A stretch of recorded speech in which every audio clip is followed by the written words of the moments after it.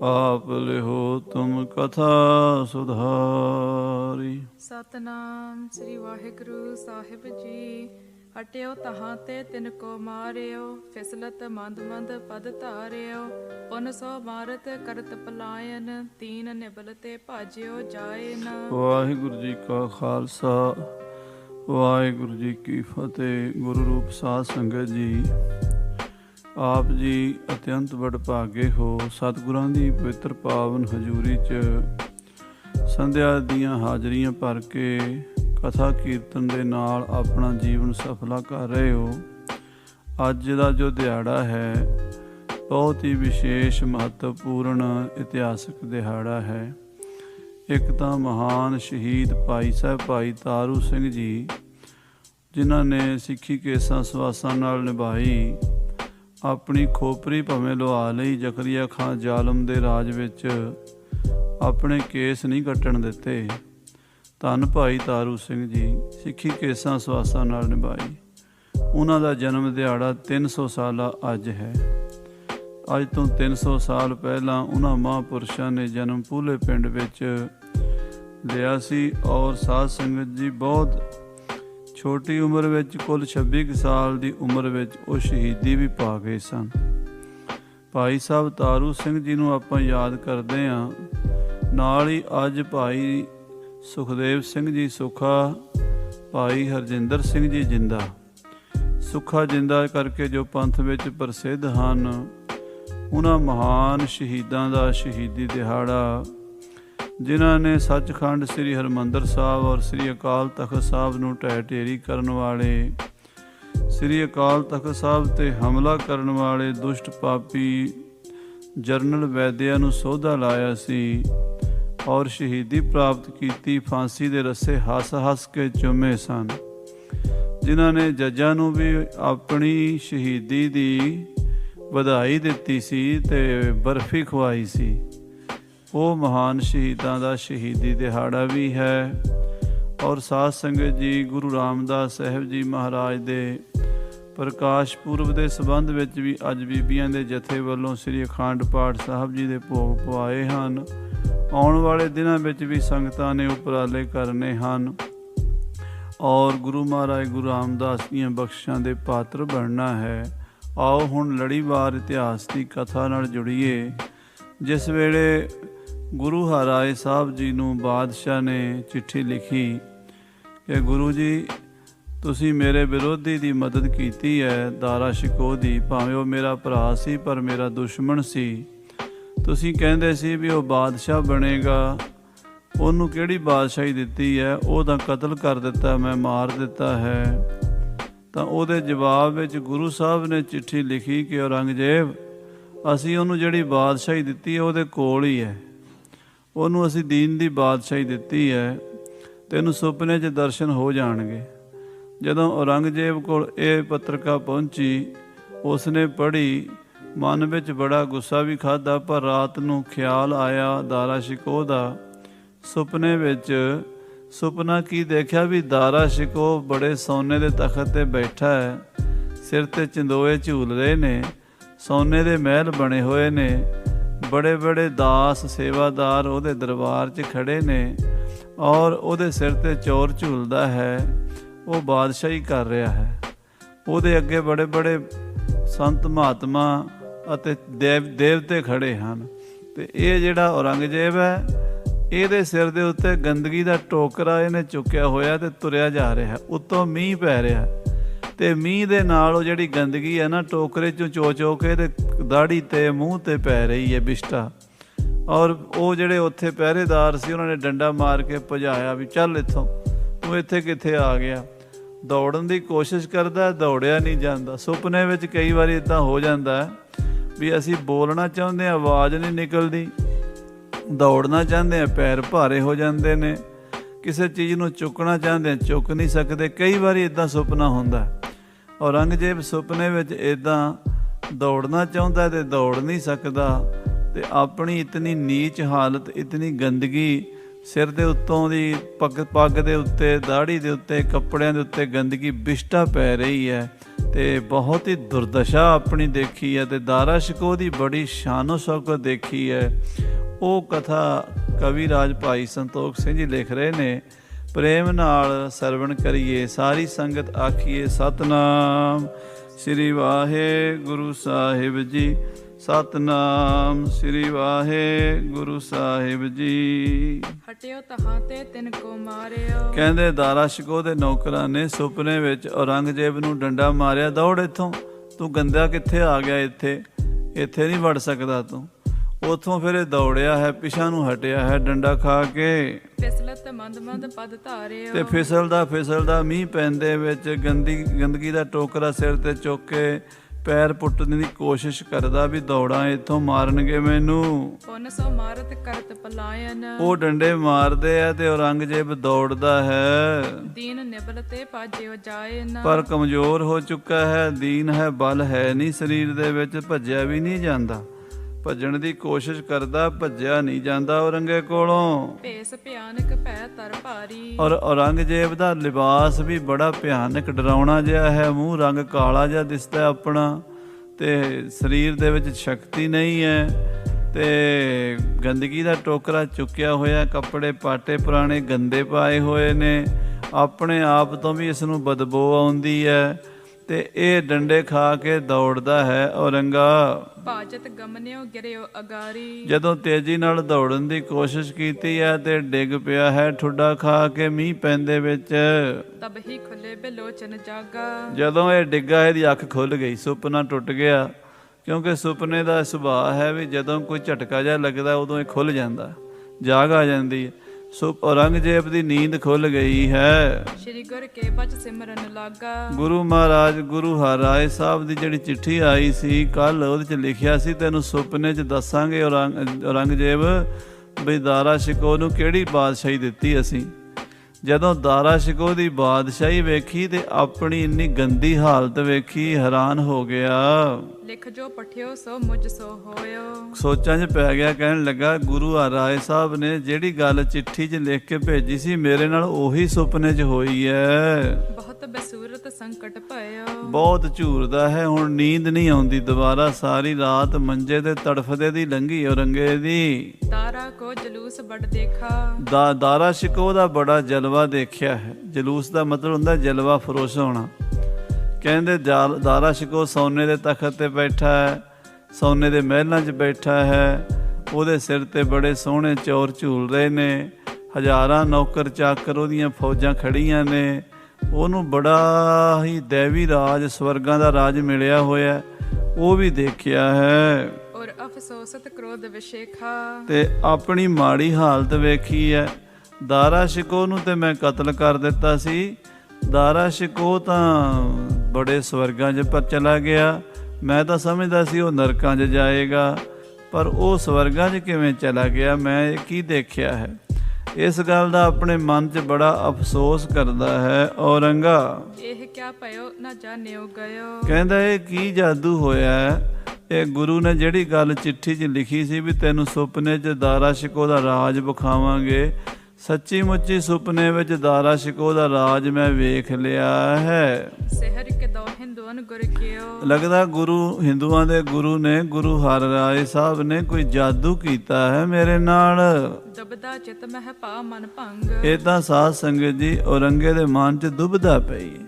ਇਹ ਕਦੀ ਤੇ ਗੁਰੂ ਘਰ ਦੇ ਪ੍ਰਤੀ, ਗੁਰੂ ਘਰ ਦੀ ਸ਼ਕਤੀ ਬਾਰੇ ਸ਼ਰਧਾ ਪੈਦਾ ਹੋ ਜਾਂਦੀ ਹੈ, ਤੇ ਕਦੀ ਈਰਖਾ ਤੇ ਦਵੈਸ਼ ਪੈਦਾ ਹੋ ਜਾਂਦੀ। ਇਹਨੂੰ ਦੁਬਦਾ ਕਹਿੰਦੇ ਨੇ, ਡਬਲ ਮਾਈਂਡ ਹੋ ਗਿਆ।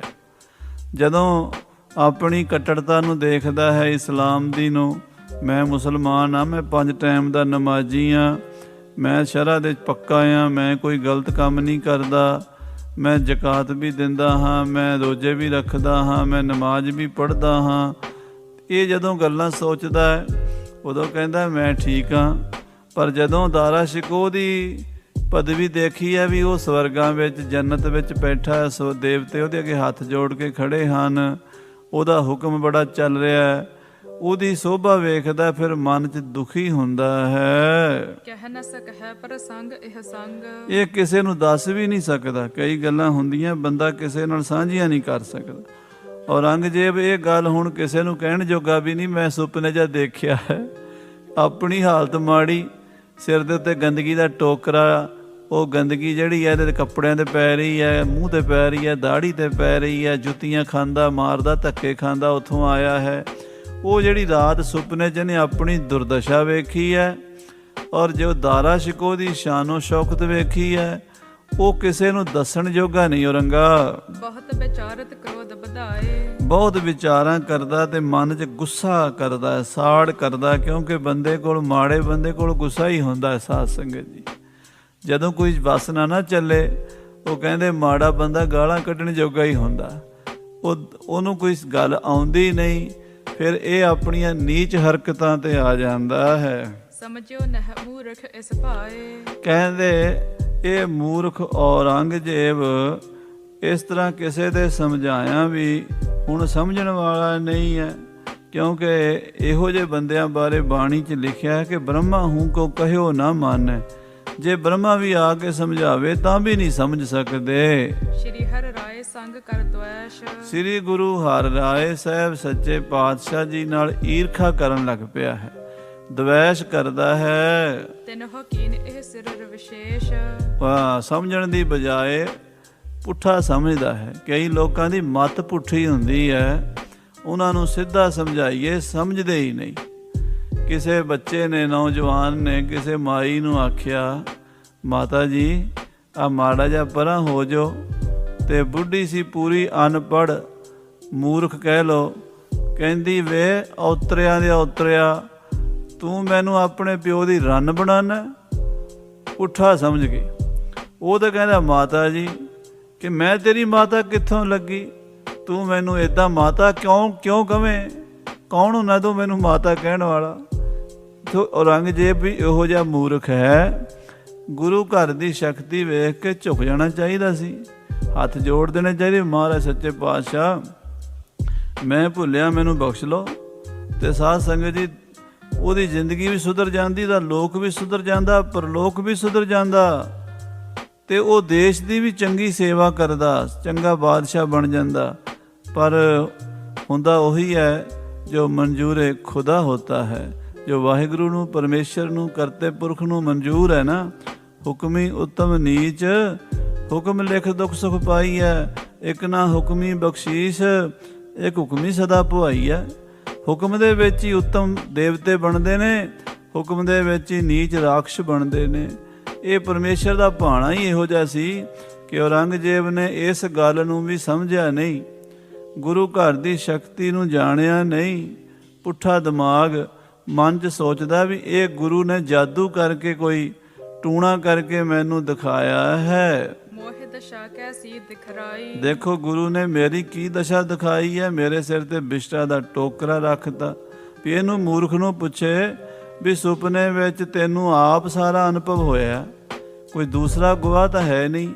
ਜਾਂ ਸਾਧ ਸੰਗਤ ਜੀ, ਸੁਪਨਾ ਜਿਹੜਾ ਨਾ, ਸੁਪਨਾ ਬੰਦੇ ਦੀ ਅਸਲੀਅਤ ਦੱਸਦਾ, ਜੋ ਮੈਂ ਹਾਂ, ਜਿੱਦਾਂ ਦੇ ਮੇਰੇ ਖਿਆਲ ਨੇ, ਜਿੱਦਾਂ ਦੀ ਮੇਰੀ ਸੋਚ ਹੈ, ਉਹ ਮੇਰੇ ਸਾਹਮਣੇ ਆਉਂਦੀ ਹੈ। ਸਾਡੇ ਅੰਦਰੋਂ ਪੈਦਾ ਹੁੰਦਾ ਸੁਪਨੇ 'ਚ। ਕੋਈ ਵੀ ਚੀਜ਼ ਮਟੀਰੀਅਲ ਬਾਹਰ ਦਾ ਨਹੀਂ ਹੁੰਦਾ, ਕੋਈ ਬੰਦਾ ਬਾਹਰ ਦਾ ਨਹੀਂ ਹੁੰਦਾ। ਸੁਪਨੇ ਵਿੱਚ ਅੱਖਾਂ ਵੀ ਕੋਈ ਨਹੀਂ ਹੁੰਦੀਆਂ, ਫਿਰ ਵੀ ਦਿਸਦਾ ਹੈ ਜੋ ਬੰਦੇ ਦੀ ਰੂਹ ਹੈ, ਬੰਦੇ ਦੀ ਆਤਮਾ ਹੈ, ਜੋ ਬੰਦੇ ਦਾ ਮਨ ਹੈ, ਜੋ ਬੰਦੇ ਦਾ ਮਨ ਬੁੱਧੀ ਹੈ, ਉਹ ਅੰਤःਕਰਨ ਦੀਆਂ ਬਿਰਤੀਆਂ ਹੀ ਸਾਰੀਆਂ ਉਜਾਗਰ ਹੁੰਦੀਆਂ। ਸੋ ਆਪਣਾ ਹੀ ਸ਼ੀਸ਼ਾ ਦਿਖਾਇਆ ਗੁਰੂ ਸਾਹਿਬ ਨੇ ਉਹਨੂੰ, ਪਰ ਉਹ ਸਮਝਦਾ ਨਹੀਂ। ਕਹਿੰਦਾ ਮੈਨੂੰ ਜਾਣ ਬੁੱਝ ਕੇ ਗੁਰੂ ਨੇ ਇਹੋ ਜਿਹਾ ਦਿਖਾਇਆ ਹੈ। ਦਾਰਾ ਕੋ ਪਾਤਸ਼ਾਹ ਬਨਾਈ, ਗੁਰੂ ਰਾਏ ਸਾਹਿਬ ਨੇ ਮੈਨੂੰ ਸੁਪਨੇ ਵਿੱਚ ਜੋ ਦਿਖਾਇਆ ਹੈ, ਜਾਦੂ ਨਾਲ ਦਿਖਾਇਆ ਹੈ, ਕਰਾਮਾਤ ਨਾਲ ਦਿਖਾਇਆ ਹੈ। ਦਾਰਾ ਸ਼ਿਕੋ ਨੂੰ ਤੇ ਬਾਦਸ਼ਾਹੀ ਦਿਖਾਈ ਹੈ, ਤੇ ਮੇਰੇ ਸਿਰ ਤੇ ਗੰਦਗੀ ਦਾ ਟੋਕਰਾ, ਮੈਨੂੰ ਬਿਸ਼ਟਾ ਦੇ ਟੋਕਰੇ ਦੇ ਥੱਲੇ ਗੰਦਗੀ ਦੇ 'ਚ ਲਿਬੜਿਆ ਹੋਇਆ ਦਿਖਾਇਆ ਹੈ। ਪਠਾ ਸੈਨ ਕਹਿਵਾਏ ਮੰਗਾਵਾ, ਮੈਂ ਫੌਜ ਭੇਜਾਂਗਾ।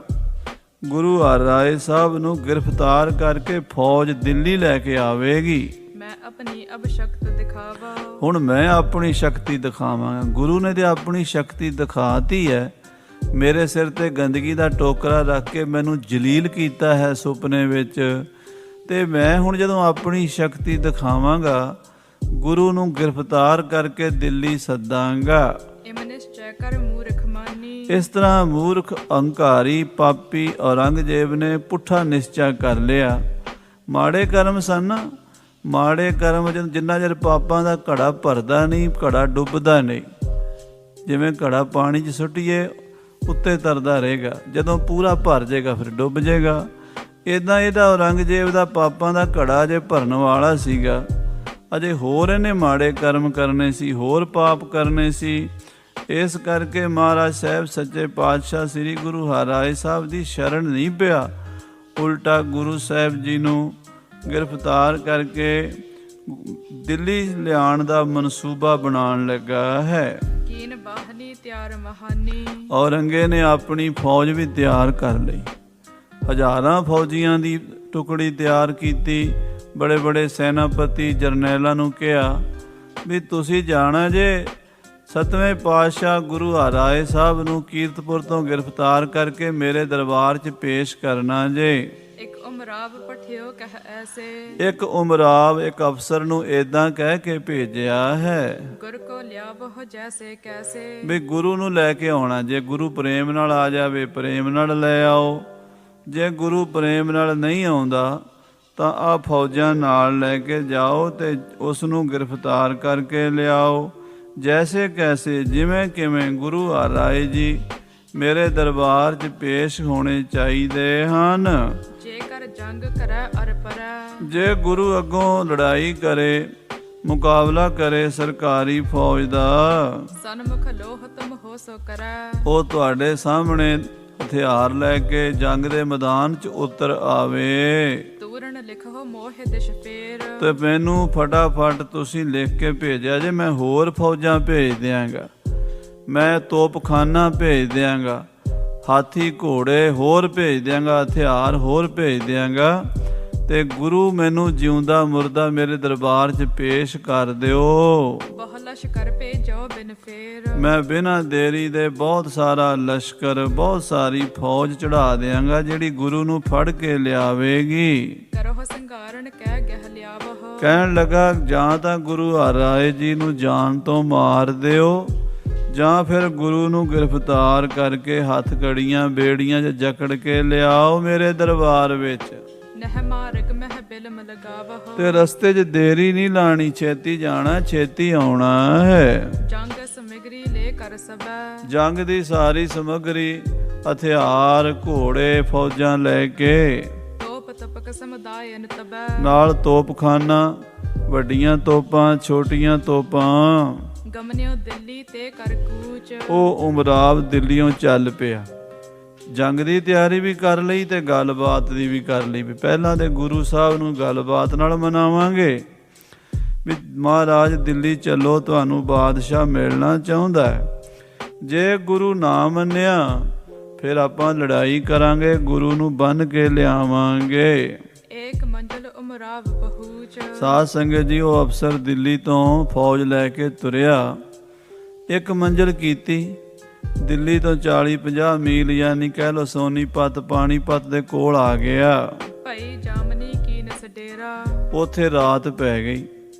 ਉਸ ਅਫਸਰ ਨੇ ਰਾਤ ਸੋਨੀਪਤ ਦੇ ਲਾਗੇ ਕਿਤੇ ਡੇਰਾ ਕੀਤਾ, ਰਾਤ ਕੱਟਣ ਲਈ ਛਾਉਣੀ ਪਾਈ ਹੈ। ਖਾਨ ਪਾਨ ਕਰ ਸਪਤ ਬਸੇਰਾ। ਉੱਥੇ ਖਾਣ ਪਾਣ ਕਰਕੇ ਸੋਨੀਪਤ, ਪਾਣੀਪਤ ਦੇ ਲਾਗੇ ਉਹਨਾਂ ਨੇ ਰਾਤ ਸੌਣਾ ਕੀਤਾ ਹੈ। ਕੁਛ ਕਾਚੋ ਆਮਿਖ ਰਹਿ ਗਇਓ। ਸਾਧ ਸੰਗਤ ਜੀ, ਜਿਹੜਾ ਰਾਤ ਨੂੰ ਭੋਜਨ ਬਣਿਆ ਸੀ ਉਹਦੇ ਵਿੱਚ ਜਿਹੜਾ ਮਾਸ ਬਣਾਇਆ ਸੀ ਨਾ, ਮੀਟ, ਉਹ ਕੱਚਾ ਰਹਿ ਗਿਆ। ਉਹ ਕੱਚਾ ਹੀ ਖਾ ਲਿਆ ਉਸ ਅਫਸਰ ਨੇ। ਭਖਿਆਨ ਕੀਨ ਸਪਤ ਸੋ ਭਇਓ। ਉਹ ਰਾਤ ਕੱਚਾ ਖਾ ਕੇ, ਪੂਰਾ ਗਲਿਆ ਨਹੀਂ ਸੀਗਾ, ਕੱਚਾ ਮਾਸ ਖਾ ਕੇ ਸੌਂ ਗਿਆ। ਬਿਨਾ ਹਜਮੇ ਹੈ ਜਾ ਹੋਇਆ ਕਾ। ਉਹ ਹਜਮ ਨਹੀਂ ਹੋਇਆ। ਹੁਣ ਮੀਟ ਜਿਹੜਾ ਹੈ ਇਹ ਭਾਰਾ ਹੁੰਦਾ, ਜਿਹਦਾ ਹਾਜ਼ਮਾ ਕਮਜ਼ੋਰ ਹੋਵੇ ਤੇ ਉੱਤੋਂ ਉਹ ਵੀ ਕੱਚਾ ਹੋਵੇ ਮਾਸ, ਤੇ ਉਹਨੇ ਤੇ ਮਰਨਾ ਹੀ ਹੈ। ਕਹਿੰਦੇ ਇਹ ਅਫਸਰ ਨੇ ਖਾ ਲਿਆ, ਕੱਚਾ ਮਾਸ ਖਾ ਲਿਆ, ਉਹ ਹਜਮ ਨਹੀਂ ਹੋਇਆ।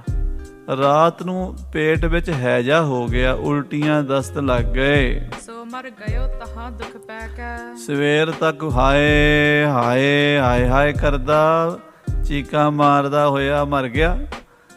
ਜਿਹੜਾ ਗੁਰੂ ਹਰਿਰਾਏ ਸਾਹਿਬ ਨੂੰ ਗ੍ਰਿਫਤਾਰ ਕਰਨ ਲਈ ਫੌਜਾਂ ਦਾ ਜਰਨੈਲ ਚੱਲਿਆ ਸੀ, ਉਹ ਪਾਣੀਪਤ ਤੋਂ ਪਹਿਲਾਂ ਹੀ ਪਹਿਲੀ ਮੰਜ਼ਲੇ ਹੀ ਮਰ ਗਿਆ। ਬਰਾਤ ਭਈ ਤਿਸ ਕੋ ਦਫਨਾਇਓ। ਸਵੇਰੇ ਫੌਜਾਂ ਨੇ ਉੱਠ ਕੇ ਉਹਦੀ ਕਬਰ ਪੱਟੀ, ਉੱਥੇ ਪਾਣੀਪਤ ਸੋਨੀਪਤ ਦੇ ਲਾਗੇ ਕਿਤੇ ਜਿੱਥੇ ਛਾਉਣੀ ਬਣਾਈ ਸੀ ਉੱਥੇ ਦਫਨ ਕੀਤਾ, ਉਹਦੀ ਕਬਰ ਬਣਾਈ ਉੱਥੇ। ਲਿਖ ਅਵਰੰਗ ਕੇ ਨਿਕਟ ਪਠਾਇਓ। ਤੇ ਇਸ ਗੱਲ ਦੀ ਰਿਪੋਰਟ ਬਾਦਸ਼ਾਹ ਔਰੰਗਜ਼ੇਬ ਨੂੰ ਲਿਖ ਕੇ ਭੇਜੀ ਵੀ ਬਾਦਸ਼ਾਹ ਸਲਾਮਤ, ਜਿਹੜਾ ਅਫਸਰ ਤੁਸੀਂ ਭੇਜਿਆ ਸੀ ਗੁਰੂ ਨੂੰ ਫੜਨ ਵਾਸਤੇ, ਉਹ ਰਾਤ ਮਰ ਗਿਆ ਹੈ। ਕੱਚਾ ਮਾਸ ਖਾਇਆ ਸੀ, ਹੈਜਾ ਹੋ ਗਿਆ, ਉਹਦੇ ਨਾਲ ਉਹਦੀ ਮੌਤ ਹੋ ਗਈ ਹੈ। ਤਹਤੇ 16 ਸ਼ਕਰ ਹਟ ਗਇਓ। ਉਹ ਫੌਜ ਵੀ ਵਾਪਸ ਦਿੱਲੀ ਚਲੀ ਗਈ ਉੱਥੋਂ ਉੱਠ ਕੇ। ਮਹਾ ਸ਼ੋਕ ਤਿਨ ਹੂੰ ਮੈਂ ਭਇਓ। ਕਿਉਂਕਿ ਉਹ ਫੌਜ ਦਾ ਜਰਨੈਲ ਮਰ ਗਿਆ। ਉਹ ਸਾਰੀ ਫੌਜ ਦੀ ਟੁਕੜੀ ਬੜੀ ਦੁਖੀ ਹੈ, ਰੋਂਦੀ ਆ, ਕਹਿੰਦੇ ਅਸੀਂ ਨਹੀਂ ਜਾਣਾ ਗੁਰੂ ਨਾਲ ਲੜਨ ਵਾਸਤੇ। ਸਾਡਾ ਅਫਸਰ ਜਿਹੜਾ ਐਡਾ ਜਰਨੈਲ ਸੀ ਉਹ ਰਸਤੇ 'ਚ ਮਰ ਗਿਆ, ਅਸੀਂ ਵੀ ਕੀ ਪਤਾ ਸਾਡਾ ਕੀ ਬਣੇਗਾ। ਤੇ ਕਈ ਅਫਸਰਾਂ ਨੂੰ ਇਹ ਵੀ ਪਤਾ ਸੀ ਵੀ ਗੁਰੂ ਹਰਗੋਬਿੰਦ ਸਾਹਿਬ ਨਾਲ 4 ਜੰਗਾਂ ਬਾਦਸ਼ਾਹ ਨੇ ਕੀਤੀਆਂ ਸੀ, ਸ਼ਾਹਜਹਾਨ ਨੇ। ਉਹਦੇ ਵੱਡੇ ਵੱਡੇ ਜਰਨੈਲ ਫੌਜਾਂ ਸਮੇਤ ਮਾਰੇ ਗਏ ਸੀ। ਇਹ ਗੁਰੂ ਨਾਨਕ ਦਾ ਘਰ ਹੈ, ਵੱਡੀ ਸ਼ਕਤੀ ਹੈ ਇੱਥੇ, ਤੇ ਇਹਦੇ ਨਾਲ ਜੇ ਮੱਥਾ ਲਾਵਾਂਗੇ ਤੇ ਸਾਡਾ ਰਹਿਣਾ ਕੱਖ ਨਹੀਂ, ਸਾਡਾ ਬਚਣਾ ਕੁਛ ਨਹੀਂ। ਇਸ ਕਰਕੇ ਫੌਜੀ ਟੁਕੜੀ ਵਾਪਸ ਦਿੱਲੀ ਚਲੀ ਗਈ। ਕੇਤਕ ਦਿਨ ਬਿਤਾਏ ਕਰ ਫੇਰ। ਕੁਝ ਦਿਨ ਸਾਧ ਸੰਗਤ ਜੀ ਹੋਰ ਬੀਤ ਗਏ। ਨਹਿ ਮੁਰਾਦ ਕੋ ਪ੍ਰਾਪਤ ਹੈਰ। ਔਰੰਗਜ਼ੇਬ ਦੀ ਮੁਰਾਦ ਪੂਰੀ ਨਹੀਂ ਹੋਈ, ਪਰ ਇਹ ਇਹੋ ਜਿਹਾ ਪਾਪੀ ਸੀ, ਸਿਰੜੀ ਸੀਗਾ, ਇਹ ਜਿਹੜੀ ਗੱਲ ਦੇ ਮਗਰ ਪੈ ਜਾਂਦਾ ਸੀ ਛੱਡਦਾ ਨਹੀਂ ਸੀ, ਖਹਿੜਾ ਨਹੀਂ ਸੀ ਛੱਡਦਾ। ਮੂਰਖ ਸੀਗਾ, ਕਿਉਂਕਿ ਮੂਰਖ ਦੇ ਲੱਛਣ ਬਾਣੀ ਵਿੱਚ ਮਹਾਰਾਜ ਨੇ ਕਹੇ ਨੇ ਵੀ ਮੂਰਖ ਬੰਦਾ ਉਹ ਹੁੰਦਾ ਜਿਹੜਾ ਹੰਕਾਰੀ ਹੁੰਦਾ, ਜਿੱਦੀ ਹੁੰਦਾ। ਕਹਿੰਦਾ ਮੇਰੀ ਜਿੱਦ ਪੂਰੀ ਹੋਣੀ ਚਾਹੀਦੀ, ਜਿਹੜੀ ਗੱਲ ਮੈਂ ਕਹੀ ਹੋਣੀ ਚਾਹੀਦੀ। ਔਰੰਗਜ਼ੇਬ ਹੰਕਾਰੀ ਸੀਗਾ। ਮੂਰਖ ਉਹ ਜੇ ਮੁਗਦਾ ਹੈ ਹੰਕਾਰੇ ਮਰਨਾ, ਹੰਕਾਰ ਦੇ ਵਿੱਚ ਹੀ ਆਪਣਾ ਆਪ ਬੇੜਾ ਗਰ ਕਰ ਰਿਹਾ ਹੈ। ਹਾਂਜੀ, ਅਪਰ ਕੀਨ ਤਿਆਰੀ ਉਮਰਾਵ। ਇਹਨੇ ਕਿਸੇ ਹੋਰ ਅਫਸਰ ਨੂੰ ਤਿਆਰ ਕੀਤਾ ਬਈ ਤੂੰ ਜਾ ਗੁਰੂ ਹਰਿਰਾਏ ਸਾਹਿਬ ਜੀ ਨੂੰ ਗ੍ਰਿਫਤਾਰ ਕਰਕੇ ਲਿਆ।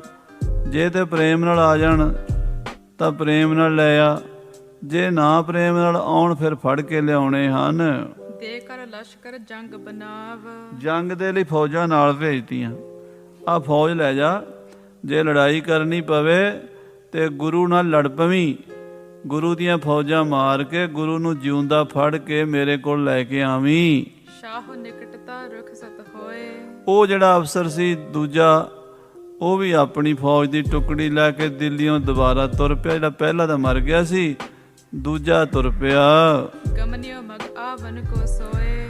ਉਹ ਸਾਧ ਸੰਗਤ ਜੀ ਜਿਹੜਾ ਰਸਤਾ ਆਉਂਦਾ ਨਾ ਦਿੱਲੀ ਤੋਂ ਪੰਜਾਬ ਨੂੰ, ਇਹ ਬੜਾ ਪੁਰਾਣਾ ਰਸਤਾ, ਇਹਨੂੰ ਸ਼ੇਰਸ਼ਾਹ ਸੂਰੀ ਮਾਰਗ ਕਹਿੰਦੇ, ਜੀਟੀ ਰੋਡ।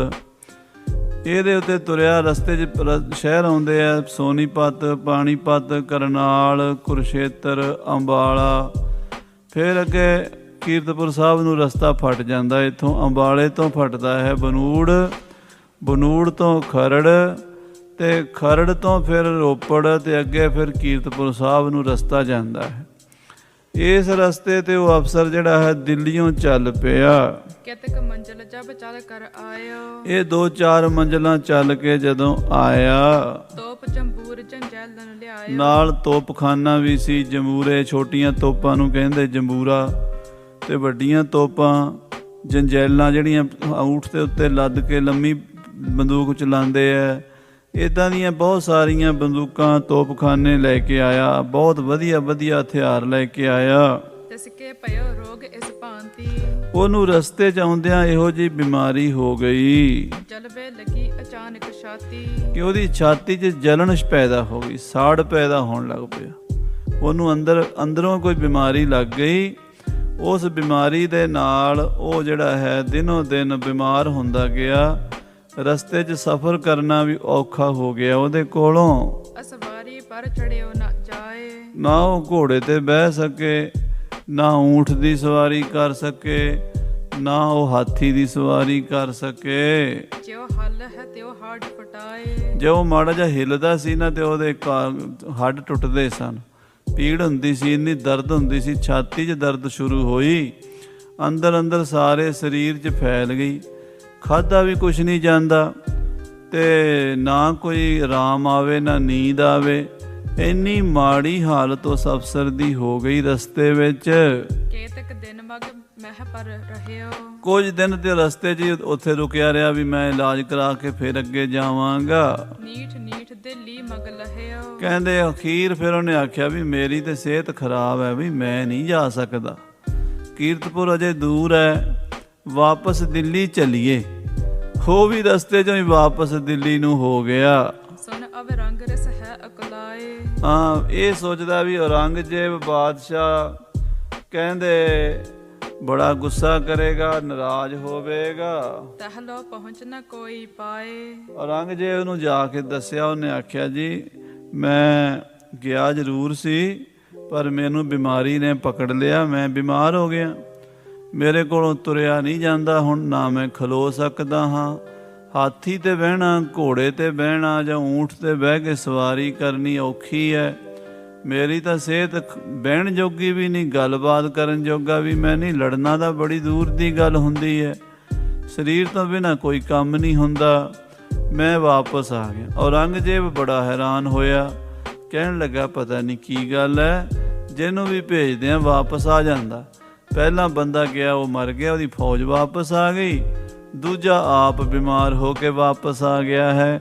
ਗੁਰੂ ਦੇ ਕੋਲ ਕੋਈ ਅੱਪੜ ਨਹੀਂ ਸਕਦਾ। ਪੁਨ ਕੇ ਤਕ ਦਿਨ ਬੀਤੇ ਜਬੈ। ਫੇਰ ਕੁਝ ਦਿਨ ਬੀਤ ਗਏ, 10-15 ਦਿਨ, ਮਹੀਨਾ ਹੋਰ ਲੰਘ ਗਿਆ, ਇਸੇ ਤਰ੍ਹਾਂ ਗੱਲਾਂ ਬਾਤਾਂ ਵਿੱਚ ਹੀ। ਸ਼੍ਰੀ ਹਰਿ ਰਾਏ ਸਿਮਰ ਕਰ ਤਬੈ। ਫੇਰ ਔਰੰਗੇ ਨੂੰ ਗੁਰੂ ਸਾਹਿਬ ਦੀ ਯਾਦ ਆ ਗਈ। ਹੈ ਬੜਾ ਸਿਰੜੀ ਸੀ, ਛੱਡਦਾ ਨਹੀਂ ਸੀ ਖਹਿੜਾ, ਜਿਹਦੇ ਮਗਰ ਪੈਂਦਾ ਸੀ ਨਾ ਉਹ ਫਿਰ ਆਪਣੀ ਗੱਲ ਮਨਾ ਕੇ ਛੱਡਦਾ ਸੀ। ਔਰੰਗਾ ਤ੍ਰਿਤੀਯ ਪੁਨ ਉਮਰਾਵ ਚੜਾਇਓ। ਇਹਨੇ ਫਿਰ ਤੀਸਰੇ ਅਫਸਰ ਨੂੰ ਕਿਹਾ, ਕੋਈ ਤੀਜਾ ਉਮਰਾਵ ਜਰਨਲ, ਕੋਈ ਵੱਡਾ ਫੌਜ ਦਾ, ਉਸ ਨੂੰ ਆਖਿਆ ਤੂੰ ਜਾ ਬਈ, ਫੌਜਾਂ ਲੈ ਕੇ ਗੁਰੂ ਹਰਿਰਾਏ ਸਾਹਿਬ ਨੂੰ ਗ੍ਰਿਫਤਾਰ ਕਰਕੇ ਲਿਆ, ਭਾਵੇਂ ਪ੍ਰੇਮ ਨਾਲ ਮਨਾ ਕੇ ਲਿਆ ਜਾਂ ਉਹਨਾਂ ਨੂੰ ਮਾਰ ਦੇ, ਇਹ ਤੈਨੂੰ ਪੂਰੀਆਂ ਪਾਵਰਾਂ ਦਿੱਤੀਆਂ ਹਨ।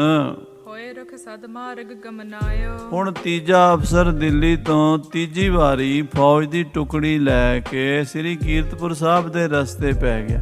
ਦਿੱਲੀ ਤੋਂ ਕੀਰਤਪੁਰ ਸਾਹਿਬ ਸਾਧ ਸੰਗਤ ਜੀ ਪੂਰੇ 300 ਕਿਲੋਮੀਟਰ ਬਣਦਾ ਹੈ। ਸੋ ਇਹ ਰਸਤੇ ਵਿੱਚ ਜਦੋਂ ਆਇਆ ਹੈ, ਸੋ ਪੀ ਕੁਛ ਦੁਖ ਤੇ ਮਰ ਗਇਓ। ਇਹਨੂੰ ਵੀ ਰਸਤੇ 'ਚ ਕੋਈ ਬਿਮਾਰੀ ਹੋਈ, ਇਹ ਰਸਤੇ 'ਚ ਫਿਰ ਮਰ ਗਿਆ।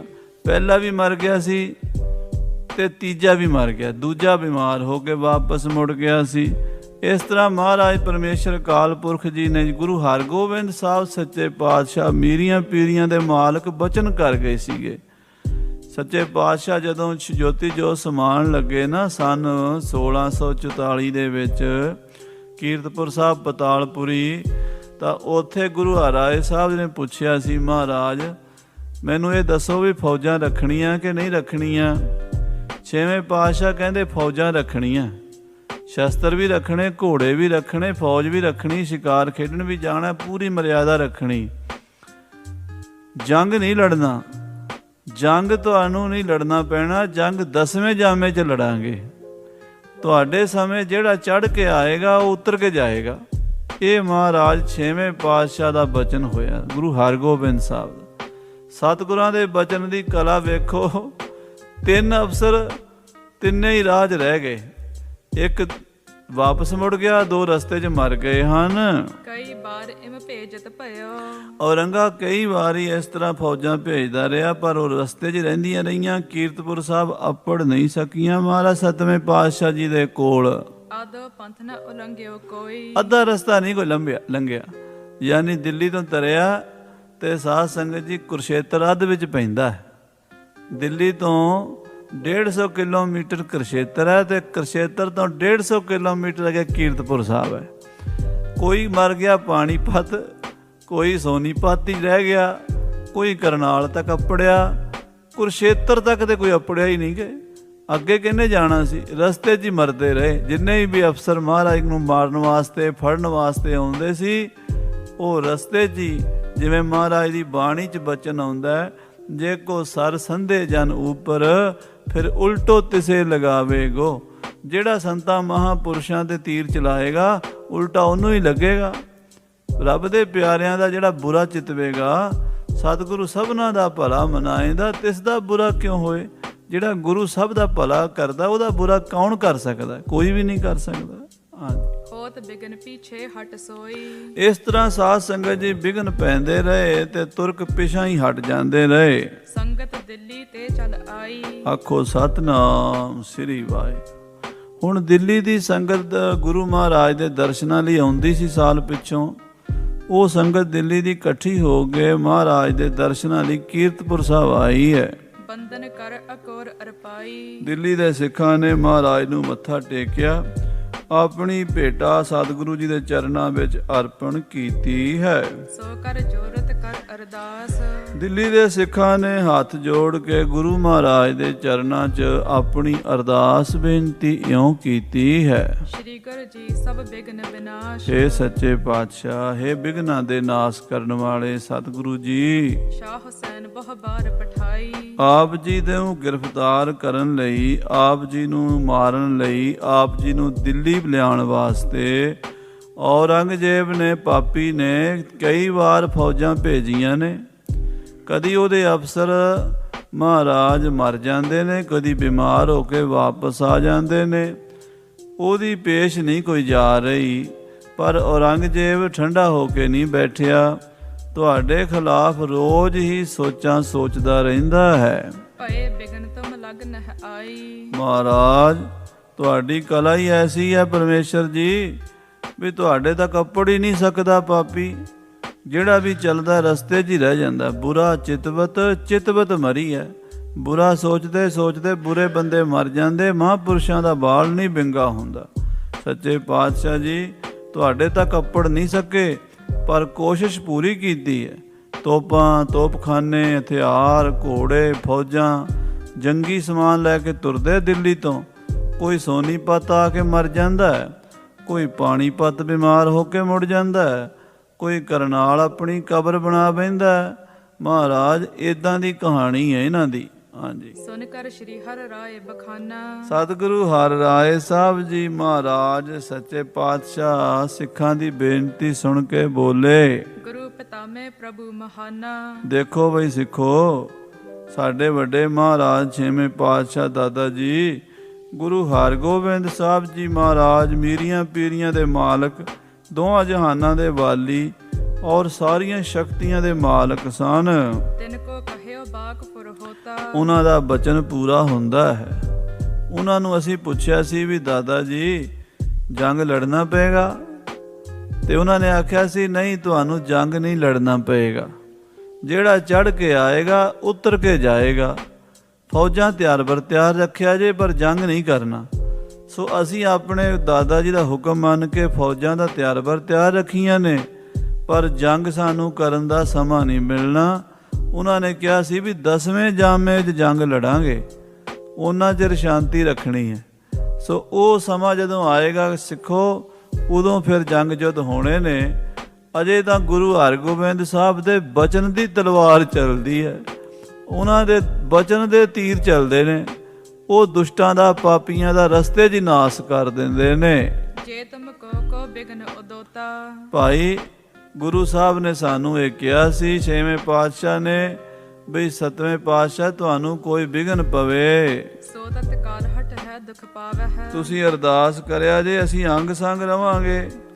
ਉਹ ਜਿਹੜਾ ਪਾਪੀ ਦੁਸ਼ਟ ਕੋਈ ਮਲੇਸ਼ ਆਵੇਗਾ, ਉਹਨੂੰ ਰਸਤੇ ਵਿੱਚ ਹੀ ਸਾਂਭ ਲਵਾਂਗੇ। ਉਹ ਤੁਹਾਡੇ ਦਾ ਕੱਪੜ ਨਹੀਂ ਦਿਆਂਗੇ ਅਸੀਂ। ਹਾਂਜੀ, ਅਗਨ ਨਿਕਟ ਔਰਾ ਗਰ ਜਾਵੈ ਹੈ। ਜਿਵੇਂ ਬਰਫ਼ ਦਾ ਔਲਾ ਗੜਾ ਅੱਗ ਦੇ ਕੋਲ ਜਾਂਦਿਆਂ ਜਾਂਦਿਆਂ ਹੀ ਗਲ ਜਾਂਦਾ, ਅੱਗ ਤੱਕ ਪਹੁੰਚਦਾ ਹੀ ਨਹੀਂ। ਸਾਧ ਸੰਗਤ ਜੀ, ਜਿਹੜੇ ਗੜੇ ਪੈਂਦੇ ਆ, ਇਹ ਬਰਫ਼ ਦੇ ਗੜੇ ਹੁੰਦੇ ਆ। ਇਹ ਉੱਤੋਂ ਔਲੇ ਕਹਿੰਦੇ ਆ, ਗੜੇ ਕਹਿੰਦੇ ਆ। ਉਹ ਜਦੋਂ ਡਿੱਗਦੇ ਆ ਜ਼ਮੀਨ ਦੇ ਉੱਤੇ, ਇਹ ਹੌਲੇ ਹੌਲੇ ਗਲ ਜਾਂਦੇ ਆ। ਪਰ ਜੇ ਅੱਗ ਬਲਦੀ ਹੋਵੇ, ਅੱਗ ਦੇ ਕੋਲ ਆਉਣ ਤੋਂ ਪਹਿਲਾਂ ਹੀ ਗਲ ਜਾਂਦੇ ਆ। ਤੇ ਇੱਥੇ ਦੇ ਗੁਰੂ ਨਾਨਕ ਸੱਚੇ ਪਾਤਸ਼ਾਹ ਦਾ ਤਪ ਤੇਜ ਇੰਨਾ ਹੈ, ਉਹਨਾਂ ਦਾ ਪ੍ਰਤਾਪ ਹੀ ਇੰਨਾ ਹੈ। ਮਹਾਰਾਜ ਪਹਿਲੀ ਪਾਤਸ਼ਾਹੀ ਦਾ, ਮਹਾਰਾਜ ਛੇਵੀਂ ਪਾਤਸ਼ਾਹੀ ਦੇ ਬਚਨਾਂ ਦਾ ਵੀ ਸਾਰੇ ਗੁਰੂ ਸਾਹਿਬਾਂ ਦੀ, ਗੁਰੂ ਨਾਨਕ ਦੀ ਕਲਾ ਵਰਤਦੀ ਹੈ ਕਿ ਦੁਸ਼ਮਣ ਰਸਤੇ 'ਚ ਹੀ ਰਹਿ ਜਾਂਦੇ ਹਨ। ਤੁਮਰੇ ਨਿਕਟ ਨ ਆਵੈ ਕੋਈ, ਤਾਤੀ ਵਾਉ ਨਾ ਲੱਗਈ ਪਾਰ ਬ੍ਰਹਮ ਸਰਣਾਈ, ਚੌਗਿਰਦ ਹਮਾਰੇ ਰਾਮਕਾਰ ਦੁੱਖ ਲੱਗੈ ਨ ਪਾਈ। ਸਾਡੇ ਆਲੇ ਦੁਆਲੇ ਗੁਰੂ ਮਹਾਰਾਜ ਛੇਵੇਂ ਪਾਤਸ਼ਾਹ ਨੇ ਇਹ ਵਾੜ ਕੀਤੀ ਹੋਈ ਹੈ। ਉਹਨਾਂ ਨੇ ਕਿਹਾ ਹੋਇਆ ਵੀ ਤੁਹਾਨੂੰ ਕੋਈ ਦੁੱਖ ਨਹੀਂ ਲੱਗੇਗਾ। ਉਦਮ ਕਰਤ ਬਿਨਾਸ਼ਨ ਹੋਈ, ਜਿਹੜਾ ਕੋਈ ਉਦਮ ਕਰੇਗਾ ਤੁਹਾਨੂੰ ਦੁੱਖ ਦੇਣ ਦਾ, ਕੋਈ ਬੁਰਾ ਸੋਚੇਗਾ, ਉਹਦਾ ਆਪਣਾ ਹੀ ਵਿਨਾਸ਼ ਹੋ ਜਾਏਗਾ। ਤਿਨ ਕੋ ਬਾਕ ਸਹਾਇਕ ਸਦਾ, ਇਹ ਸਿੱਖੋ ਸਾਨੂੰ ਤਾਂ ਆਪਣੇ ਦਾਦਾ ਜੀ ਮਹਾਰਾਜ ਛੇਵੇਂ ਪਾਤਸ਼ਾਹ ਗੁਰੂ ਹਰਗੋਬਿੰਦ ਸਾਹਿਬ ਦੇ ਬਚਨਾਂ ਦੀ ਓਟ ਹੈ। ਉਹਨਾਂ ਦਾ ਬਚਨ ਸਾਡੇ ਅੰਗ ਸੰਗ ਹੈ। ਜਿੱਥੇ ਗੁਰੂ ਦਾ ਬਚਨ ਹੈ ਸਾਧ ਸੰਗਤ ਜੀ, ਉੱਥੇ ਕੋਈ ਤਾਕਤ ਨਹੀਂ ਅੜ ਸਕਦੀ। ਗੁਰ ਕਾ ਬਚਨ ਬਸੈ ਜੀ ਨਾਲੇ, ਜਲ ਨਹੀਂ ਡੂਬੈ ਤਸਕਰ ਨਹੀਂ ਲੇਵੈ, ਭਾਹੇ ਨਾ ਸਾਕੈ ਜਾਲੇ। ਗੁਰੂ ਸਾਹਿਬ ਦੇ ਬਚਨਾਂ ਦੀ ਓਟ ਹੈ। ਸਾਨੂੰ ਭਰੋਸਾ ਹੈ ਵੀ ਜੋ ਮੇਰੀ ਪੀਰੀ ਦੇ ਮਾਲਕ ਸਤਿਗੁਰੂ ਜੀ ਸਾਨੂੰ ਕਹਿ ਗਏ ਨੇ, ਉਹਨਾਂ ਬਚਨਾਂ ਨੂੰ ਦੁਨੀਆ ਦੀ ਕੋਈ ਤਾਕਤ ਉਲਟਾ ਨਹੀਂ ਸਕਦੀ। ਦੁਸ਼ਟ ਵਿਨਾਸ਼ਕ ਹੈ ਜਦ ਕਦਾ, ਉਹਨਾਂ ਦੇ ਬਚਨ ਦੁਸ਼ਟਾਂ ਦਾ ਨਾਸ਼ ਕਰਨ ਵਾਲੇ ਹਨ। ਉਹ ਮਹਾਂਬਲੀ ਯੋਧੇ ਹਨ। ਮੇਰੀਆਂ ਪੀਰੀਆਂ ਦੇ ਮਾਲਕਾਂ ਨੂੰ ਛੇਵੇਂ ਪਾਤਸ਼ਾਹ ਜੀ ਗੁਰੂ ਹਰਗੋਬਿੰਦ ਸਾਹਿਬ ਜੀ, ਉਹਨਾਂ ਦਾ ਪ੍ਰਤਾਪ ਇਤਨਾ ਹੈ। ਉਹਨਾਂ ਦਾ ਤੇ ਨਾਂ ਲੈ ਲਓ ਨਾ, ਧੰਨ ਗੁਰੂ ਹਰਗੋਬਿੰਦ ਸਾਹਿਬ। ਸਾਰੀ ਸੰਗਤ ਆਖੋ ਧੰਨ ਗੁਰੂ ਹਰਗੋਬਿੰਦ ਸਾਹਿਬ, ਧੰਨ ਗੁਰੂ ਹਰਗੋਬਿੰਦ ਸਾਹਿਬ, ਧੰਨ ਗੁਰੂ ਹਰਗੋਬਿੰਦ ਸਾਹਿਬ, ਮੇਰੀ ਪੀਰੀ ਦੇ ਮਾਲਕ। ਇਹ ਕੋਈ ਨਾਂ ਲੈ ਲਵੇ ਪ੍ਰੇਮ ਨਾਲ ਤੇ ਦੁਸ਼ਟ ਰਸਤੇ 'ਚ ਹੀ ਮਰ ਜਾਂਦੇ ਐ। ਕੋਈ ਪਾਪੀ ਨੇੜੇ ਨਹੀਂ ਆ ਸਕਦਾ। ਕਹਿਓ ਸਭਾ ਮਹਿ ਸ਼੍ਰੀ ਹਰਿ ਰਾਏ, ਇਹ ਬਚਨ ਸੱਤਵੇਂ ਪਾਤਸ਼ਾਹ ਨੇ ਸਾਰੀ ਸੰਗਤ ਦਿੱਲੀ ਦੀ ਨੂੰ ਅਤੇ ਜਿਹੜੇ ਹੋਰ ਸਿੱਖ ਬੈਠੇ ਸੀ ਉਹਨਾਂ ਸਾਰਿਆਂ ਨੂੰ ਸੁਣਾਏ ਵੀ ਸਾਨੂੰ ਛੇਵੇਂ ਪਾਤਸ਼ਾਹ ਮਹਾਰਾਜ ਨੇ ਵਰ ਦਿੱਤਾ ਹੋਇਆ, ਜਿਹੜਾ ਤੁਹਾਡੇ ਤੇ ਚੜ੍ਹ ਕੇ ਆਏਗਾ ਉਤਰ ਕੇ ਜਾਏਗਾ, ਰਸਤੇ 'ਚ ਹੀ ਰਹਿ ਜਾਏਗਾ। ਕੋਈ ਦੁਸ਼ਟ ਪਾਪੀ ਤੁਹਾਡੇ ਤੱਕ ਅੱਪੜ ਹੀ ਨਹੀਂ ਸਕੇਗਾ। ਸੋਨ ਸਿੱਖ ਭਖ ਹੈ ਤੁਮ ਸੁਖ ਪਾਏ। ਸਿੱਖਾਂ ਨੇ ਆਖਿਆ ਸੱਚੇ ਪਾਤਸ਼ਾਹ ਜੀ, ਆਪ ਜੀ ਦੇ ਬਚਨ ਸੱਤ ਹਨ। ਜੋ ਮਹਾਰਾਜ ਛੇਵੇਂ ਪਾਤਸ਼ਾਹ ਜੀ ਦੀ ਰਸਨਾ ਤੋਂ ਬੋਲ ਨਿਕਲ ਗਏ, ਉਹਨਾਂ ਨੂੰ ਕੋਈ ਨਹੀਂ ਟਾਲ ਸਕਦਾ। ਹੋਏ ਬਿਨਾਸ਼ਨ ਸ਼ਤਰੂ ਤੁਮਾਰੇ, ਮਹਾਰਾਜ ਤੁਹਾਡੇ ਵੈਰੀ ਖਤਮ ਹੋ ਜਾਣੇ ਹਨ। ਹਮਰੇ ਦੁਸ਼ਟ ਸਭੈ ਤੁਮ ਕਾਵੋ, ਆਪ ਹੱਥ ਦੇ ਮੋਹਿ ਬਚਾਵੋ। ਮਹਾਰਾਜ ਇਹ ਬਾਣੀ ਸੱਚੇ ਪਾਤਸ਼ਾਹ ਗੁਰੂ ਗੋਬਿੰਦ ਸਿੰਘ ਸਾਹਿਬ ਜੀ ਨੇ ਸਾਧ ਸੰਗਤ ਜੀ ਉਚਾਰਨ ਕੀਤੀ ਚੌਪਈ ਸਾਹਿਬ। ਜਿਹੜੇ ਗੁਰੂ ਕੇ ਸਿੱਖ ਰੋਜ਼ ਨਿਤਨੇਮ ਨਾਲ ਪੜ੍ਹਦੇ ਆ ਨਾ, ਹਮਰੀ ਕਰੋ ਹਾਥ ਦਾ ਰੱਛਾ, ਪੂਰਨ ਹੋਏ ਚਿਤ ਕੀ ਇੱਛਾ, ਤਬ ਚਰਨਨ ਮਨ ਰਹਿ ਹਮਾਰਾ, ਆਪਣਾ ਜਾਨ ਕਰੋ ਪ੍ਰਤਪਾਰਾ। ਹਮਰੇ ਦੁਸ਼ਟ ਸਭੈ ਤੁਮ ਘਾਵੋ, ਆਪ ਹਾਥ ਦੇ ਮੋਹਿ ਬਚਾਵੋ। ਸੁਖੀ ਬਸੈ ਮੋਰੋ ਪਰਿਵਾਰਾ, ਸੇਵਕ ਸਿੱਖ ਸਭੈ ਕਰਤਾਰਾ। ਇਸ ਚੌਪਈ ਦੀਆਂ 108 ਪੰਕਤੀਆਂ ਹਨ। 108 ਦੀ ਮਾਲਾ ਬਣਾਈ ਹੋਈ ਹੈ। 108 ਪੰਕਤੀਆਂ ਹਨ। ਉਸ ਤੋਂ ਬਾਅਦ ਅੜੇਲ 'ਚ ਮਹਿਮਾ ਦੱਸੀ ਹੈ। ਸੁਨੈ ਗੁੰਗ ਜੋ ਯਾਹੇ ਸੋ ਰਸਨਾ ਪਾਵਈ, ਸੁਨੈ ਮੂੜ ਚਿਤ ਲਾਏ ਚਤੁਰਤਾ ਆਵੀ। ਜਿਹੜਾ ਇਹਨੂੰ ਸੁਣੇਗਾ, ਗੂੰਗੇ ਨੂੰ ਜ਼ੁਬਾਨ ਮਿਲ ਜੇਗੀ, ਮੂਰਖ ਨੂੰ ਬੁੱਧੀ ਮਿਲ ਜੇਗੀ। ਦੁੱਖ ਦਰਦ ਭਉ ਨਿਕਟ ਨਾ ਤਿੰਨ ਨਰ ਕੇ ਰਹਿ, ਉਹਦੇ ਨੇੜੇ ਕੋਈ ਦੁੱਖ ਦਲਿੱਦਰ ਡਰ ਨਹੀਂ ਆਵੇਗਾ। ਹੋ ਜੋ ਜਾਂ ਕੀ ਏਕ ਬਾਰ ਚੌਪਈ ਕੋ ਕਹੈ, ਜਿਹੜਾ ਗੁਰੂ ਮਹਾਰਾਜ ਦੀ ਇਸ ਚੌਪਈ ਦਾ ਪਾਠ ਕਰੇਗਾ। ਇਸ ਤਰ੍ਹਾਂ ਦੇ ਪਹਿਲਾਂ ਵੀ ਗੁਰੂ ਕੇ ਸ਼ਬਦ ਗੁਰਬਾਣੀ ਵਿੱਚ ਬਹੁਤ ਹਨ। ਜਿਵੇਂ ਮਹਾਰਾਜ ਦੀ ਬਾਣੀ ਚਾਹੁੰਦਾ, ਰੱਖੇ ਰੱਖਣ ਹਾਰ ਆਪ ਉਬਾਰਿਆਨ, ਗੁਰ ਕੀ ਪੈਰੀ ਪਾਏ ਕਾਜ ਸਵਾਰਿਆਨ, ਹੋਵਾ ਆਪ ਦਇਆਲ ਮਨੋ ਨਾ ਵਿਸਾਰਿਆਨ। ਤੇ ਇਹਦੇ ਵਿੱਚ ਮਹਾਰਾਜ ਕਹਿੰਦੇ, ਸਾਕਤ ਨਿੰਦਕ ਦੁਸ਼ਟ ਖਿਨ ਮਾਹੇ ਬਿਦਾਰਿਆਨ। ਜਿਹੜੇ ਸਾਕਤ ਨੇ, ਨਿੰਦਕ ਨੇ, ਦੁਸ਼ਟ ਨੇ, ਪਾਪੀ ਨੇ, ਸੰਤਾਂ ਦੇ ਵੈਰੀ ਨੇ, ਉਹਨਾਂ ਨੂੰ ਮਹਾਰਾਜ ਆਪ ਹੀ ਨਾਸ ਕਰ ਦਿੰਦਾ ਹੈ। ਸੁਲਹੀ ਤੇ ਨਾਰਾਇਣ ਰਾਖ, ਸੁਲਹੀ ਕਾ ਹਾਥ ਕਹੀਂ ਨਾ ਪਹੁੰਚੈ, ਸੁਲਹੀ ਹੋਏ ਮੂਆ ਨਾ ਪਾਕ। ਇਸ ਕਰਕੇ ਗੁਰੂ ਕੇ ਸਿੱਖਾਂ ਨੂੰ ਆਪਣੇ ਗੁਰੂ ਦੇ ਭਰੋਸਾ ਹੋਣਾ ਚਾਹੀਦਾ। ਛੇਵੇਂ ਪਾਤਸ਼ਾਹ ਦੇ ਬਚਨਾਂ ਤੇ ਭਰੋਸਾ ਸੱਤਵੇਂ ਪਾਤਸ਼ਾਹ ਕਰਦੇ ਹਨ ਤੇ ਸੰਗਤਾਂ ਵੀ ਕਰਦੀਆਂ ਹਨ। ਕੋ ਸਮਰੱਥ ਜੋ ਸਕ ਹੈ ਨਿਹਾਰੇ, ਸਿੱਖ ਕਹਿੰਦੇ, ਮਹਾਰਾਜ ਕੌਣ ਹੋ ਇੰਨੀ ਪਾਵਰ ਦਾ ਮਾਲਕ, ਜਿਹੜਾ ਤੁਹਾਡੇ ਵੱਲ ਬੁਰੀ ਨਿਗਾਹ ਨਾਲ ਵੇਖ ਸਕੇ, ਝਾਕ ਵੀ ਸਕੇ। ਉਤਹ ਸ਼ਾਹ ਕੋ ਕਹਿਤ ਮਲਾਨੇ। ਉਧਰ ਸਾਧ ਸੰਗਤ ਜੀ ਇੱਧਰ ਤੇ ਗੁਰੂ ਕੇ ਸਿੱਖਾਂ ਦੇ ਭਰੋਸੇ, ਗੁਰੂ ਕੇ ਸਿੱਖਾਂ ਦੇ ਵਿਸ਼ਵਾਸ ਕੰਮ ਕਰ ਰਹੇ ਨੇ ਗੁਰੂ ਦੇ ਬਚਨਾਂ ਉੱਤੇ। ਉਧਰ ਕਾਜ਼ੀਆਂ ਮੁਲਾਣਿਆਂ ਦੀ ਦੇਖੋ ਕੀ ਹਾਲਤ ਹੈ, ਵਿਚਾਰਿਆਂ ਨੂੰ ਨੀਂਦ ਹੀ ਨਹੀਂ ਆਉਂਦੀ ਰਾਤ ਨੂੰ। ਉੱਚੋ ਪੇੜੇ ਲੱਗੇ ਵੀ ਗੁਰੂ ਨੂੰ ਫੜੋ, ਗੁਰੂ ਨੂੰ ਬੁਲਾਓ, ਪੇਸ਼ ਕੋਈ ਜਾਂਦੀ ਨਹੀਂ। ਔਰੰਗੇ ਦੇ ਕੋਲ ਜਾ ਜਾ ਕੇ ਕਾਜ਼ੀ ਮੁਲਾਣੇ ਇਉਂ ਕਹਿੰਦੇ ਨੇ, ਲਿਖੋ ਸਮਤਾ ਸਾਥ ਮਹਾਨੇ। ਹੇ ਬਾਦਸ਼ਾਹ, ਤੁਸੀਂ ਗੁਰੂ ਹਰਿਰਾਏ ਸਾਹਿਬ ਵੱਲ ਚਿੱਠੀ ਲਿਖੋ ਪ੍ਰੇਮ ਦੇ ਨਾਲ, ਸ਼ਰਨ ਪੈ ਕੇ ਵੀ ਮਹਾਰਾਜ ਤੁਸੀਂ ਮਹਾਂਪੁਰਸ਼ ਹੋ ਤੇ ਦਿੱਲੀ ਆ ਕੇ ਸਾਨੂੰ ਦਰਸ਼ਨ ਦਿਓ। ਜਿਸ ਤੇ ਪ੍ਰੀਤ ਸੋ ਜਾਨੀ ਜਾਏ। ਹੁਣ ਚਿੱਠੀ ਇਸ ਤਰ੍ਹਾਂ ਦੀ ਲਿਖੋ ਵੀ ਗੁਰੂ ਸਾਹਿਬ ਪ੍ਰੇਮ ਦੇ ਵਿੱਚ ਮਹਿਸੂਸ ਕਰਨ ਵੀ ਬਾਦਸ਼ਾਹ ਸਾਨੂੰ ਪ੍ਰੇਮ ਨਾਲ ਸੱਦ ਰਿਹਾ ਹੈ। ਪਰ ਸਾਧ ਸੰਗਤ ਜੀ, ਜੇ ਦਿਲ 'ਚ ਪ੍ਰੇਮ ਹੋਵੇ ਤਾਂ ਹੀ ਪ੍ਰੇਮ ਦਾ ਅਸਰ ਹੁੰਦਾ। ਜੇ ਮਨ 'ਚ ਕਪਟ ਹੋਵੇ, ਉਤੋਂ ਆਓ ਜੀ, ਵੀਰ ਜੀ, ਬਾਬਾ ਜੀ, ਗੁਰੂ ਜੀ ਮਿੱਠੇ ਬਣ ਕੇ, ਤੇ ਵਿੱਚ ਛੁਰੀ ਚੁੱਕੀ ਹੋਵੇ, ਨੇੜੇ ਆਵੇਗਾ ਤੇ ਮਾਰ ਦਿਆਂਗੇ। ਉਹ ਪ੍ਰੇਮ ਬੰਦੇ ਨੂੰ ਤਾਂ ਧੋਖਾ ਦੇ ਸਕਦਾ, ਗੁਰੂ ਨੂੰ ਨਹੀਂ ਦੇ ਸਕਦਾ। ਝੂਠਾ ਪ੍ਰੇਮ ਦਿਖਾਓ ਕਹਿੰਦੇ। ਗੁਰੂ ਨੂੰ ਦਿੱਲੀ ਬੁਲਾ ਲਓ ਇੱਕ ਵਾਰੀ। ਚਾਹੋ ਸੋ ਕਰੋ ਜਬ ਹੈ ਇਤ ਆਏ। ਜਦੋਂ ਗੁਰੂ ਦਿੱਲੀ ਆ ਗਿਆ ਫਿਰ ਜਿਵੇਂ ਮਰਜ਼ੀ ਕਰ ਲਿਆ ਜੇ, ਫਿਰ ਆਪਣੇ ਕਾਬੂ ਆ ਜਾਏਗਾ। ਇਸ ਕਰਕੇ ਇੱਕ ਵਾਰੀ ਗੁਰੂ ਨੂੰ ਦਿੱਲੀ ਸੱਦੀਏ। ਨਿਸ਼ਠੁਰ ਹਰਫ ਨ ਲਿਖੀਏ ਹੈ ਕੋਏ। ਇਹ ਬਾਦਸ਼ਾਹ, ਕੋਈ ਧਮਕੀ ਵਾਲੀ ਗੱਲ ਨਾ ਲਿਖੋ, ਕੋਈ ਕਠੋਰ ਬਚਨ ਨਾ ਲਿਖੋ, ਪ੍ਰੇਮ ਦੇ ਬਚਨ ਲਿਖੋ। ਬੜੇ ਜਿਵੇਂ ਸਾਧੂਆਂ ਸੰਤਾਂ ਗੁਰੂਆਂ ਪੀਰਾਂ ਨੂੰ ਬੇਨਤੀ ਕਰੀਦੀ ਹੈ ਨਾ, ਇੱਦਾਂ ਦੀ ਬੇਨਤੀ ਕਰੋ। ਇਹ ਸਾਧ ਭੋਲੇ ਹੁੰਦੇ ਨੇ, ਇਹਨਾਂ ਨੂੰ ਜੇ ਕੋਈ ਪ੍ਰੇਮ ਨਾਲ ਬੇਨਤੀ ਕਰੇ ਤੇ ਛੇਤੀ ਕਾਬੂ ਆ ਜਾਂਦੇ ਨੇ। ਆਪਾਂ ਗੁਰੂ ਹਰਿਰਾਏ ਸਾਹਿਬ ਨੂੰ ਪ੍ਰੇਮ ਨਾਲ ਹੀ ਬੁਲਾ ਲਈਏ। ਇਸ ਤਰ੍ਹਾਂ ਸਾਧ ਸੰਗਤ ਜੀ, ਹਾਂਜੀ, ਕਰ ਸਨਮਾਨ ਹਕਾਰੋ ਸੋਈ। ਕਹਿਣ ਲੱਗੇ ਗੁਰੂ ਹਰਿਰਾਏ ਸਾਹਿਬ ਦਾ ਸਨਮਾਨ ਕਰਕੇ ਉਹਨਾਂ ਨੂੰ ਬੁਲਾਓ ਦਿੱਲੀ। ਇੱਕ ਬਾਰ ਲਿਹੋ ਨਿਕਟ ਬੁਲਾਏ। ਇੱਕ ਵਾਰੀ ਦਿੱਲੀ ਬੁਲਾ ਲਓ ਆਪਣੇ ਕੋਲ। ਪੁਨ ਵਰਤੋ ਜੈਸੇ ਚਿਤ ਆਏ। ਫਿਰ ਜਿਵੇਂ ਤੁਹਾਡੀ ਮਰਜ਼ੀ ਕਰ ਲਿਆ ਜੇ, ਫਿਰ ਤਾਂ ਤੁਹਾਡੇ ਕਾਬੂ ਆ ਜਾਣਗੇ। ਭਾਵੇਂ ਜੇਲ੍ਹ 'ਚ ਸੁੱਟ ਦਿਆ ਜੇ, ਭਾਵੇਂ ਉਹਨਾਂ ਦੀ ਕਰਾਮਾਤਾਂ ਦੇਖਿਆ ਜੇ, ਭਾਵੇਂ ਉਹਨਾਂ ਨੂੰ ਮੁਸਲਮਾਨ ਬਣਾਇਆ ਜੇ, ਭਾਵੇਂ ਉਹਨਾਂ ਨੂੰ ਜਾਨ ਤੋਂ ਮਾਰ ਦਿਆ ਜੇ, ਇਹ ਫਿਰ ਤੁਹਾਡੀ ਮਰਜ਼ੀ ਹੋਵੇਗੀ। ਇੱਦਾਂ ਔਰੰਗਜ਼ੇਬ ਪਾਪੀ ਨੂੰ ਕਾਜ਼ੀਆਂ ਮੁਲਾਣਿਆਂ ਨੇ ਨਵੀਂ ਸਲਾਹ ਦਿੱਤੀ ਹੈ, ਤੇ ਉਹ ਹੁਣ ਪ੍ਰੇਮ ਦੇ ਨਾਲ ਨਾ ਮਿੱਠੀ ਬੋਲੀ 'ਚ ਚਿੱਠੀ ਲਿਖੇਗਾ, ਗੁਰੂ ਸਾਹਿਬ ਕੋਲ ਆਪਣੇ ਬੰਦੇ ਭੇਜੇਗਾ। ਮਹਾਰਾਜ ਜਾਣੀ ਜਾਣ ਸਤਿਗੁਰੂ ਹਰਿਰਾਏ ਸਾਹਿਬ ਜੀ ਉਹਦੇ ਦਰਸ਼ਨ ਨਹੀਂ ਕਰਨਾ ਚਾਹੁੰਦੇ, ਅੱਗੋਂ ਕੀ ਕਰਨਗੇ ਉਹ ਕਥਾ ਚੱਲੇਗੀ। ਸਾਧ ਸੰਗਤ ਜੀ, ਆਪ ਜੀ ਸਰਵਣ ਕਰੋਗੇ। ਸਮੇਂ ਦੇ ਲਿਹਾਜ਼ ਨਾਲ ਸਮਾਪਤੀ ਹੈ। ਹੇ ਗੋਬਿੰਦ।